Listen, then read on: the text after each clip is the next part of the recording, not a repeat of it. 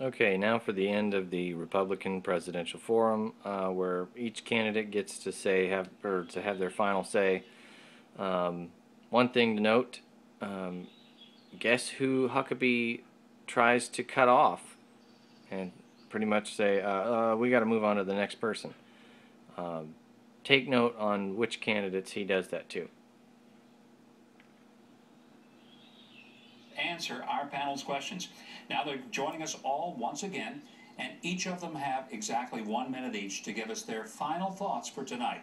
Now the order in which you will see them was also determined by a drawing just prior to tonight's program. First up, Governor Mitt Romney from Massachusetts. Governor Romney? Thank you, Mike. This 2012 election is really going to be an election which presents a choice to the American people about what kind of America we're going to have. Historically, this has been what David Brooks has called a merit-based society, where individuals based upon their education, hard work, risk-taking, and little luck can have rewards based upon the success they achieve. That has led us to be the strongest nation in the history of the earth. It's a nation with freedom and opportunity. President Obama and his friends have a very different view for America. They want to see an entitled-based society, where you take the rewards from some and spread it out to everybody else. And where, by the way, the best rewards go to the people who do the spreading, the people in government.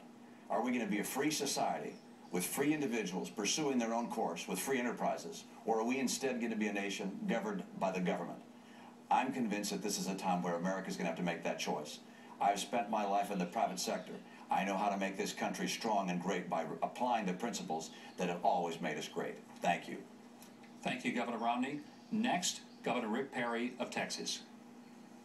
Governor Perry? Mike, thank you. And boy, it's been a wild and a woolly ride in this primary, and I suspect that's going to stay the same. So I hope everyone will give me a second look and take a look at my plan that cuts taxes, that balances the budget, that gets America working again, and overhauls Washington. And one of the ways that it does that is where we'll put a part-time Congress in place. Just think about that. Send them back to their own districts to have a real job working back in their home districts. That's the way you really make a difference. You know, I've lived a purpose-driven life, and my purpose was never to be president of the United States, but our country's in trouble, and our country needs us working together to take our country back. So I hope, again, that you'll take a look at my plan and give me that second opportunity. And I'll promise you this, that every day I will work to make Washington, D.C. as inconsequential in your life as I can. God bless you. Thank you for your support and your vote.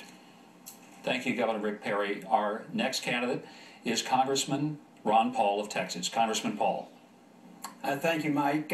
Tonight we talked a lot about the relationship of the federal government with the state government, and we realize it's such a mess because we turned the Constitution on its head. Today the federal government is very big and the states are very little, and it is a consequence of our carelessness with the Constitution. Our Congresses, our courts, as well as the executive branch have taken over too much of the power.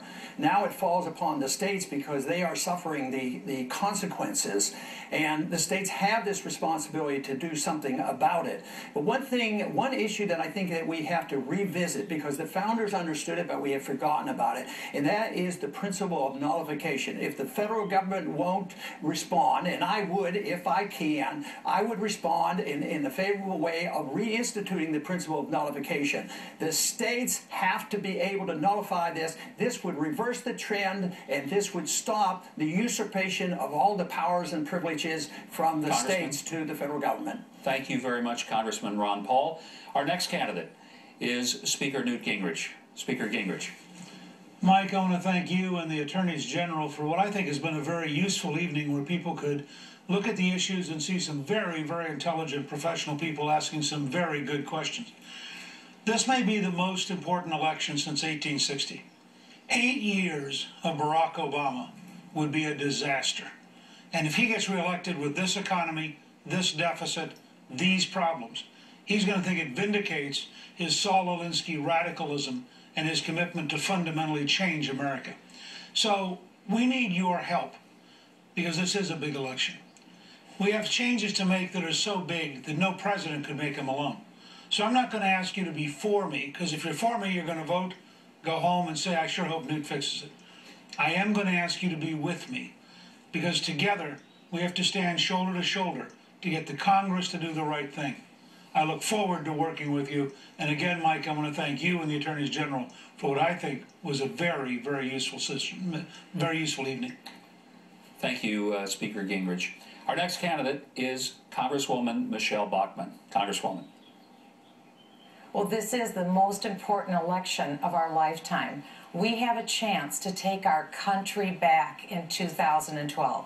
We were promised in 2008 hope and change. We didn't get hope and change in the way that we thought we would. This is our chance to have real hope and real change. As President of the United States, I'm going to unite our country. I'm going to grow the economy. I know how to do that as a tax attorney and also as a business owner. But I think even more importantly, we have to realize we have some hard, significant work to do. But that hard work will pay off, because it will pay off in the form of millions of new jobs being created. It will pay off in terms of growing the economy, legalizing American energy production, and bringing down the price of gasoline. We can do all this and have the hope that we want for our children. We can do it if we stand together, and I'll unite our country. Thank you, Congresswoman. Our final candidate we'll hear from tonight is Senator Rick Santorum. Senator? Thank you, Mike. I appreciate it, and it's great to be with you tonight. You were a great warrior for faith and family on the campaign trail 4 years ago, and I know that everybody has said now that we need to have a truce on those issues here in this campaign, that we need to focus, as we do, on creating jobs and tackling this huge behemoth of a government that is spending too much and driving our country into bankruptcy. Those are absolutely right. But you might know that what is at the heart of this is America is a moral enterprise, and that we are sick from the inside when it comes to the state of our family and the state of this moral enterprise that is America.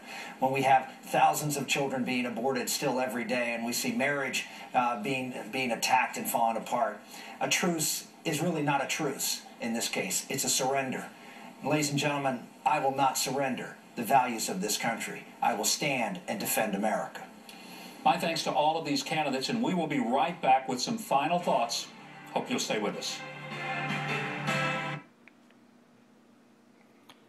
The only one to get the boot was Ron Paul. He was the only one that he interrupted and said, "Thank you, Congress. Thank you. Please stop. Thank you, Congressman."